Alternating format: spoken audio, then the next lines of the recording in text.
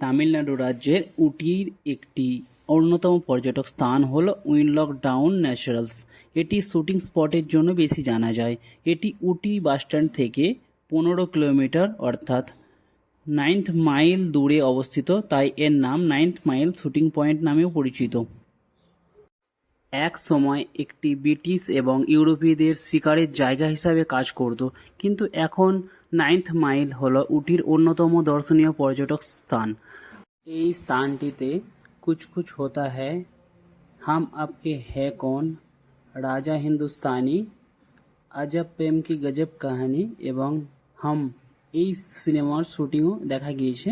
এখানকার যে টিকিট কাউন্টারের যে রেট আছে, যে অ্যাডাল্টদের জন্য 30 টাকা, ক্যামেরা 50, এছাড়াও তোমাদের হাই ক্যামেরা যদি থাকে সেটার জন্য 100 টাকা, এবং ভিডিও ক্যামেরার জন্য যেগুলো বড় শ্যুটিংয়ের জন্য অ্যাকচুয়ালি ইউজ করা হয় সেগুলো হচ্ছে 1000 টাকা।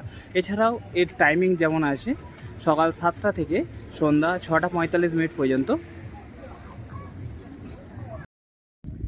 তো এই মুহূর্তে আমি শ্যুটিং পয়েন্টের একদম ভিতরে এসেছি। তো এই জায়গাটার যে লুকিং সত্যি খুবই সুন্দর। এছাড়াও আমরা এই সাইডটা দেখে নেব, সুন্দর আঁকামাঁকা পথ, এবং এছাড়াটা এই সাইডের যে আমাদের সিনেমেটিক যে দৃশ্য তোমরা দেখতে পাচ্ছ, এখানে বহুত পুরানো ফিল্মের শ্যুটিং এই চত্বরে দেখা গেছে, এবং বর্তমানে ভিএফএক্সের মাধ্যমে এত শ্যুটিং চলাকালীন তার জন্য কোনো রকম জায়গা ইউজ হচ্ছে না। তো আগেকার দিনে যেমন লোকেশান চুজ হয়ে সেই জায়গা শ্যুট হতো, তো সেই দিনের পরিবর্তন আজ বহুত ঘটেছে। তবে তারই একটা দৃশ্য যেমন কি দেখতে পাচ্ছ, এখানকার যেমন লুকটা দেখতে পাচ্ছ, সত্যি এই জায়গায় তোমরা ঘোড়া চড়তে পারো। এটি উইনলক ডাউনের প্রবেশ দ্বারের কাছেই। প্রশিক্ষিত মৃদু ঘোড়া পাওয়া যায়, এর জন্য তোমাদের এক্সট্রা চার্জ লাগবে।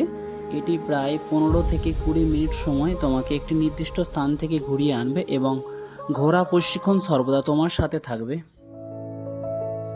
9th মাইল শুটিং পয়েন্ট উটি আপনাকে দূরবর্তী নীলগিরির শ্বাসরুদ্ধকর এবং বাধাবিহীন দৃশ্য সরবরাহ করে, এবং কোলাহলপূর্ণ শহরের জীবন থেকে কয়েক ঘন্টা দূরে কাটানোর উপযুক্ত স্থান হিসাবেও কাজ করে। আশেপাশে তোমরা 360 ডিগ্রির ভিউ উপভোগ করতে পারো। এলাকাটি শোল বনে ঘেরা এবং তৃণভূমির মতোই দৃষ্টিনন্দন, তাই এই দিকে ড্রাইভ করা আরামদায়ক। 9th মাইল হলো সবুজ মাঠ এবং মনোমুগ্ধকর দৃশ্য এই স্থানেই দেখতে পারবে।